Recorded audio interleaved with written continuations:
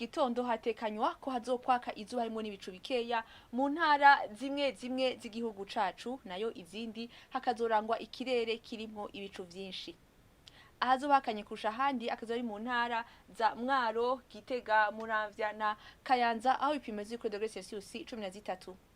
Ku muhingamo hatekanywa ko hazogwa imvura mu gihugu cose, nayo mu ntara za Rumonge, Makamba, Rutana, Ruyigi, Gitega, Cankuzo na Kirundo hakazocamwo ibihe vy'izuba. Ibipimo vy'ubushuhe biri hejuru kurusha ahandi bikazokibonekeza mu ntara ya Cibitoke aho zari kuri degre Celsius 27. Gitondo hatekanywa ko izuba zosiruka isa 12 zibura iminota 18 rirenge isa 12 zibura umunota umwe zo kumugoroba.